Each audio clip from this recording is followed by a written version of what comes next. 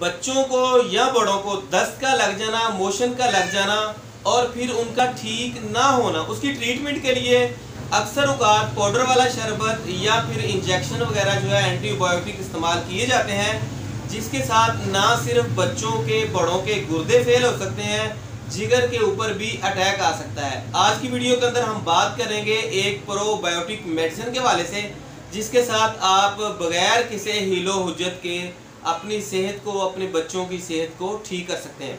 अस्सलाम वालेकुम वरहमतुल्लाहि वबरकात। जी तो नाज़रीन, सेहत के वाले से आज इस मेडिसिन का हम जिक्र करने वाले हैं। वो एक प्रोबायोटिक मेडिसिन है बी फ्लोर साशे। बी फ्लोर मेडिसिन जो है हमारे जिस्म के अंदर क्या किरदार अदा करती है, प्रोबायोटिक का हमारे जिस्म के अंदर क्या किरदार होता है, इसको समझने के लिए आप यूँ समझें कि हमारी बॉडी के अंदर दो अलग अलग किस्म के जो हैं वो जरासीम मौजूद होते हैं। एक ऐसे जरासीम होते हैं जो कि हमारी बॉडी को, हमारे मैदे को, हमारे अंदर से सिस्टम को नुकसान दे रहे होते हैं। दूसरे जो बैक्टीरिया मौजूद होते हैं वो हमारी बॉडी के फ़ायदे के लिए काम कर रहे होते हैं। प्रोबायोटिक मेडिसिन जो होती है इसका काम ये होता है कि जब आप इसको ओरल तरीके से यानी कि मुंह के तरीके से लेते हैं तो उसके साथ होता यूँ है कि ऐसे बैक्टीरिया जो आपकी बॉडी के लिए नुकसान दे होते हैं उनको जाकर ये कुश कर देती है, ख़त्म कर देती है, मार देती है। और दूसरे बैक्टीरिया जो हैं वो अगर आपके जिस्म के अंदर ताकत का काम कर रहे हैं, फ़ायदे का काम कर रहे हैं, लेकिन वो कमज़ोर हो चुके होते हैं, तो ऐसे बैक्टीरिया को ताकत देने के लिए प्रोबायोटिक मेडिसिन का इस्तेमाल किया जाता है। अक्सर औकात दस्त के लग जाना, मोशनों का लग जाना, ख़ास तौर पर ऐसे बच्चे जो कि अभी दूध पीते हैं, पैदाइश से लेकर 4-5 साल तक के बच्चों को जो अक्सर मोशन लग जाते हैं वो प्रोबायोटिक मेडिसिन ही की ज़रूरत के साथ ठीक हो जाते हैं। उनको किसी भी किस्म के एंटीबायोटिक शरबत या फिर इंजेक्शन की ज़रूरत नहीं होती। होता यूँ है कि अगर आप इस तरह की गलत किस्म की मेडिसिन इस्तेमाल करेंगे तो आप बच्चे के लिए ख़तरे का सबब पैदा कर रहे हैं, जो कि कभी कभार बच्चे के लिए जानलेवा भी साबित हो जाता है। प्रोबायोटिक मेडिसिन यानी कि बी फ्लोर साशे काम इस तरह करते हैं कि अगर बच्चे को दस्त वगैरह लग चुके हों, अगर हम इसकी डोज के हवाले से बात करें तो 250 मिलीग्राम के अंदर साशे मार्केट के अंदर दस्तयाब होता है। यही साशे आप बच्चे को देंगे, पहले ही साशे के साथ काफ़ी हद तक बच्चा जो है वो सेहतमंद हो जाएगा।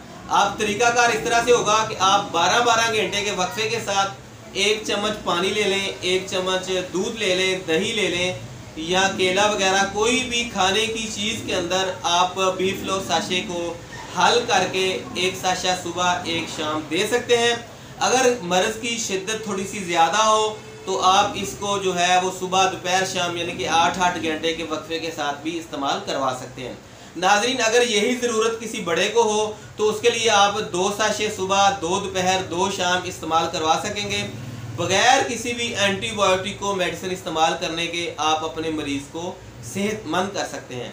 अगर हम बात करें कि बी फ्लोर साशे या प्रोबायोटिक मेडिसिन किन मरीज़ों के अंदर इस्तेमाल नहीं करवाई जा सकती, तो ऐसे मरीज़ के जिनके जिस्म के अंदर से कोई भी अज़ा को चेंज किया गया हो, यानी कि ट्रांसप्लांट किया गया हो, गुर्दा चेंज किया गया हो या जिस्म के ऊपर कोई भी मेजर सर्जरी हो चुकी हो, तो ऐसे अफराद के लिए आप प्रोबायोटिक मेडिसिन का इस्तेमाल नहीं करवा सकते।